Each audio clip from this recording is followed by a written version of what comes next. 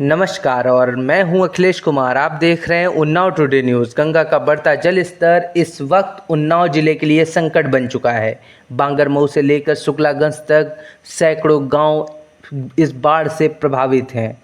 ग्रामीणों के घरों में पानी भर चुका है, खेतों की फसलें डूब गई हैं और लोग नावों और चौराहों पर जिंदगी गुजारने के लिए मजबूर हैं।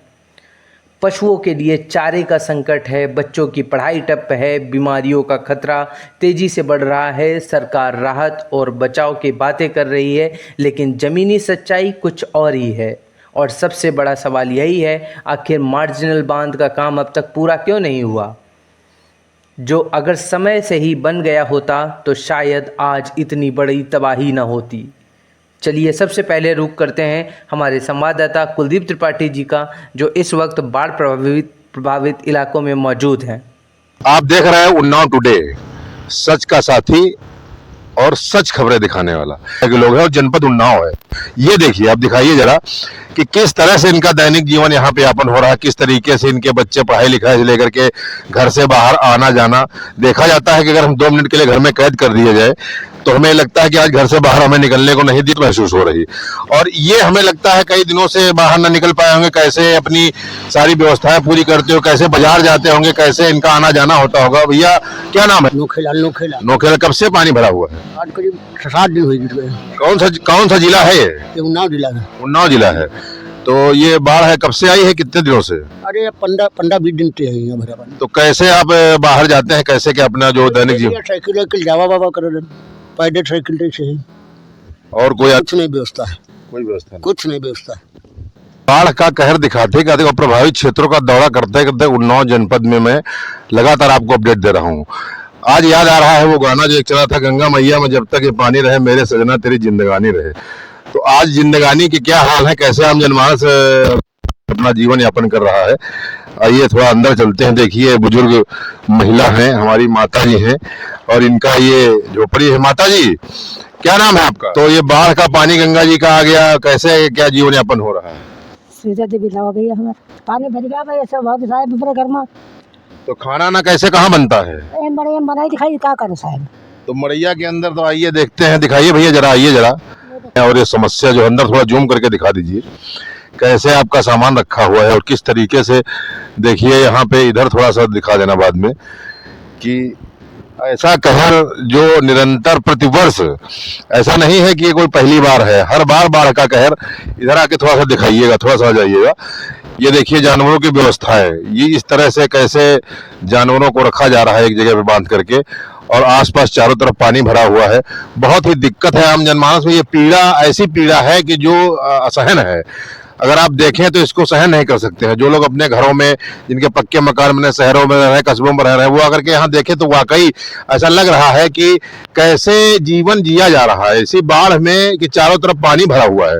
लोगों को रहने, खाने, पीने, सोने की सारी दिक्कतें हैं, और फिर भी लोग अपना जीवन यापन कर रहे हैं। वो दर्द सह करके अपने सीने पत्थर रख के ये देख रहे हैं कि माँ गंगा का पानी कब घटेगा और फिर से हम फिर नया। आपको दिखा रहा हूँ, पर ये मत सोचिएगा ना हम द्वारका में है, ना रामेश्वरम में है, और ना जुहू चौपाटी में है, क्योंकि समुद्र जैसा नजारा ये दिख रहा है जनपद उन्नाव में।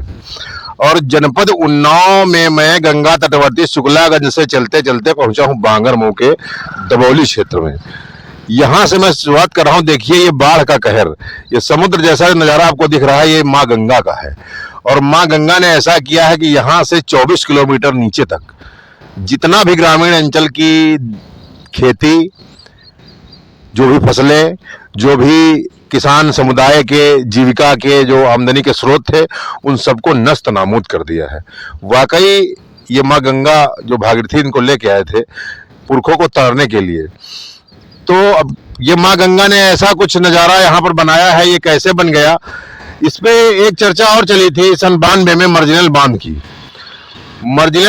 की एक चर्चा चली थी कि अगर गंगा तटवर्ती गांवों के किनारे मार्जिनल बांध बना दिया जाए तो शायद ये बाढ़ की जो आपदा प्रतिवर्ष आती है इससे हमें छुटकारा मिल सकता है। सरकार का कई गुना पैसा बर्बाद होता है बाढ़ के समय में, लोगों की सुरक्षा करने में, लोगों को अपने गंतव्य से लेकर के दूसरी सुरक्षित जगह ले जाने में, उनकी खाद्य पूर्ति की व्यवस्था करने में बहुत सा पैसा सरकार का बर्बाद होता है, और बहुत बड़ी टीम लगानी पड़ती है इस कार्य के लिए। तो आज हम उस पर ही फोकस करेंगे, कुछ नेताओं से बात करेंगे मार्जिनल बांध के विषय में कि आखिर उस पर काम क्यों नहीं किया गया, और अगर मार्जिनल बांध एक ऐसा बांध है कि जिसे बनाने से वाकई इस कार्य से निजात मिल सकती थी, तो इस पर कब सोचा जाएगा और क्यों नहीं सोचा गया। दरअसल इस बांध का इतिहास बहुत पुराना है। वर्ष 2017 में तत्कालीन मुख्यमंत्री अखिलेश यादव ने पूर्व विधायक दीपक कुमार की मांग पर शुक्लागंज मार्जिनल बांध की घोषणा की थी। 6 मार्च 2017 को केंद्रीय जल संसाधन मंत्रालय की बैठक में इस बांध को स्वीकृति दी गई थी। निर्देश दिए गए कि वित्तीय वर्ष 2018-19 तक इस काम को पूरा कर लिया जाए। इसके लिए कुल 134 करोड़ रुपए स्वीकृत किए गए थे, लेकिन अफसोस शारदा खंड सिंचाई विभाग की लापरवाही और अनदेखी की वजह से आज तक यह निर्माण अधूरा है। अब तक इस मुद्दे पर बात करते हैं पूर्व विधायक राम कुमार एडवोकेट से।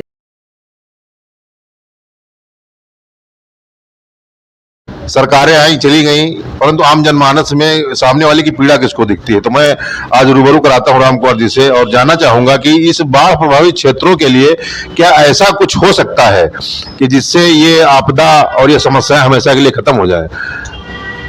देखिए, ऐसा है, जब दीपक कुमार सांसद थे और उन्नाव का प्रतिनिधित्व कर रहे थे, तो बांगरमऊ में अगर आप बुड्ढा गए हों, वहाँ से बंदीपुरवा सदर विधानसभा का जो अंतिम गांव है, एक सड़क का निर्माण था गंगा नदी के किनारे, और कटरी विकास निगम की स्थापना की दीर्घकालिक योजना बनाई गई थी।